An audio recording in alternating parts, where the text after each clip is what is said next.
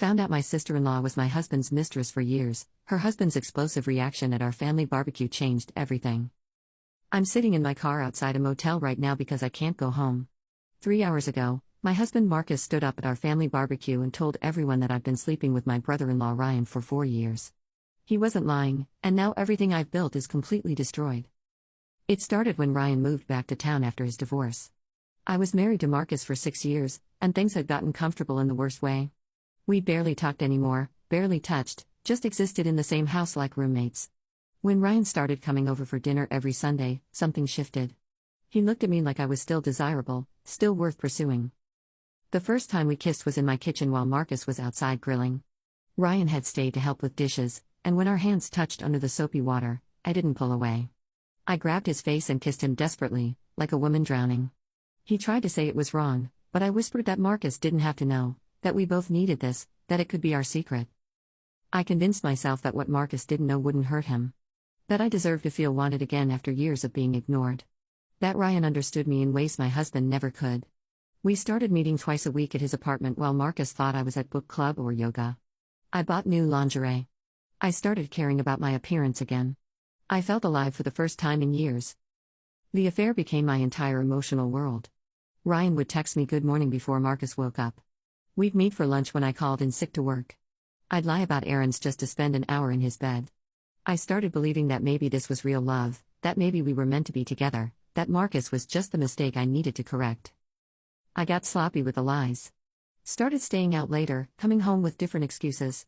Marcus would ask where I'd been, and I'd snap at him for being controlling. I blamed him for pushing me away, for not being romantic anymore, for making me seek attention elsewhere. I made him feel guilty for suspecting what was actually happening. The worst part was family gatherings. I'd sit next to Marcus at dinner while Ryan was across the table, and we'd play footsie under the table like teenagers. I'd touch Ryan's hand when passing him food, right in front of my husband. I got off on the thrill of almost getting caught, the secret looks, the dangerous game of it all. Ryan's kids started calling me Aunt Sarah more often. His 8-year-old daughter would hug me and say I smelled pretty. I'd help her with homework while her father and I exchanged knowing looks about what we'd done that afternoon. I was destroying not just my marriage, but confusing children who trusted me. Last month, Marcus started asking more questions. He found a receipt for lingerie in my purse that I'd bought for Ryan. He asked about my book club, wondering why I never talked about the books anymore. I told him he was being paranoid, that he should trust his wife. I made him feel crazy for suspecting the truth. 2 weeks ago, Ryan started pulling back. Said we were getting too careless, that maybe we should cool things down.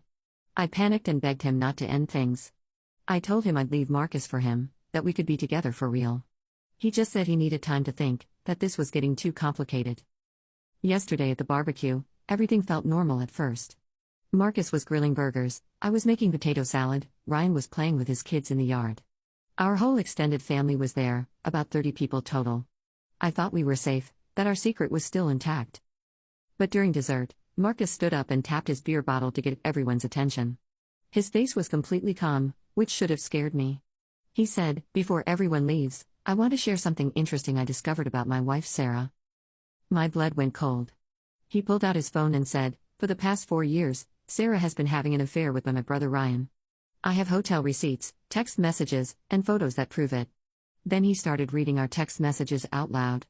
Messages where I called Ryan baby, where I told him I loved him, where I complained about Marcus being boring in bed. The silence was deafening. 30 family members just staring at me and Ryan.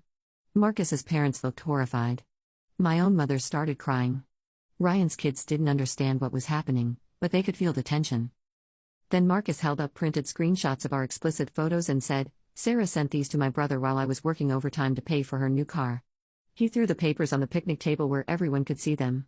Photos I'd taken for Ryan, thinking they were private, now scattered in front of our entire family. Ryan tried to speak, but Marcus cut him off. "Don't. Just don't. You're both dead to me." Then he looked at me with complete disgust and said, "Pack your shit and get out of my house. The divorce papers are already filed." That was it. No screaming match. No chance to explain. Just cold, calculated destruction of everything I thought I could keep hidden. Marcus had been planning this for weeks, gathering evidence, preparing for this moment. While I thought I was being clever, he was building a case against me. Ryan grabbed his kids and left immediately. Didn't even look at me. My own family couldn't make eye contact. Marcus's sister called me a whore to my face in front of everyone. The woman who used to do my hair, who I'd known for 8 years, just shook her head and walked away. 30 minutes later, the barbecue was over and I was loading my car with garbage bags full of clothes. Marcus had already changed the locks. His final words to me were, "I hope he was worth losing everything." Then he went inside and left me standing in the driveway like the trash I'd become. It's been 2 months since Marcus destroyed my life in front of our entire family, and I'm living in a studio apartment that costs half my salary because no one will co-sign for anything better. The divorce was finalized in 6 weeks because I had no defense against the evidence he'd collected. I lost the house, half my retirement, and every mutual friend we ever had. The social media fallout was immediate and brutal.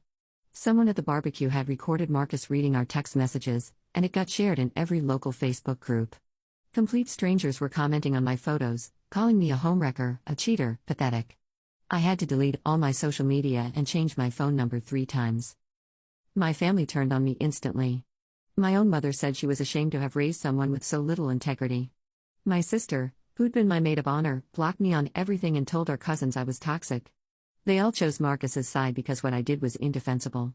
He was the good guy who got betrayed, and I was the villain who destroyed a family. Work became impossible. I'm a dental hygienist in a small town where everyone knows everyone. Patients started requesting different hygienists. My boss, who'd employed me for 5 years, had to have a conversation about my reputation affecting the practice. I wasn't fired outright, but my hours got cut and my best clients got reassigned to other staff. Ryan disappeared completely. The day after the barbecue, he put his house up for sale and moved 2 states away with his kids. Blocked me on everything, changed his phone number, vanished like our 4-year affair never happened. The man I thought loved me, who I'd risked everything for, abandoned me the second things got complicated. I tried to reach out to him once through his ex-wife. She laughed and said, "You actually thought he cared about you? He told me about your pathetic affair months ago.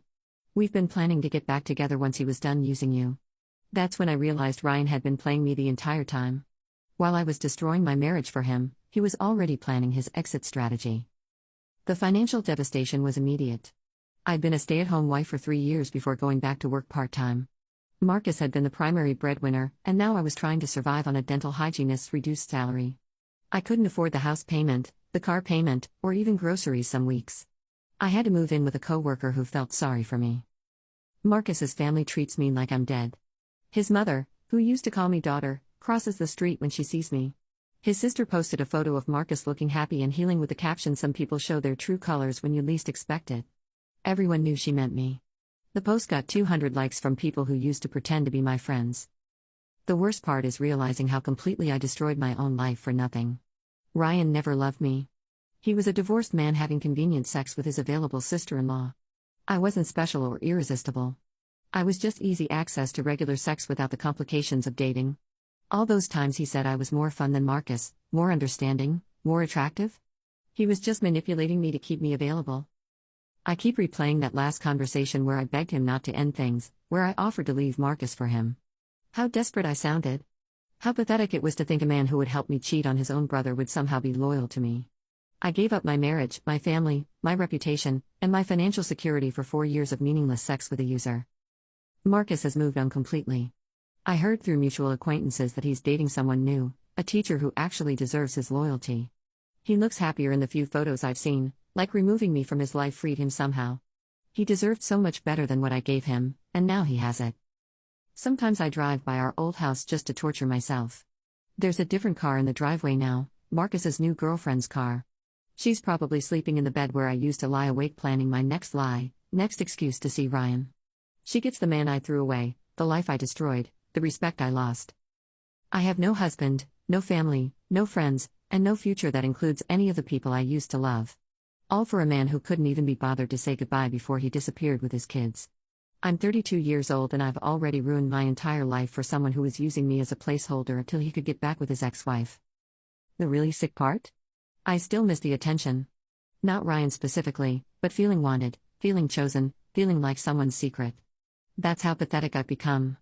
I destroyed my marriage for the temporary high of being desired by someone forbidden, and I still haven't completely learned my lesson. If you're thinking about cheating, don't. It's not worth it. No affair is worth losing everything that actually matters. No temporary excitement is worth becoming the person everyone hates and no one trusts. Nothing is worth becoming me.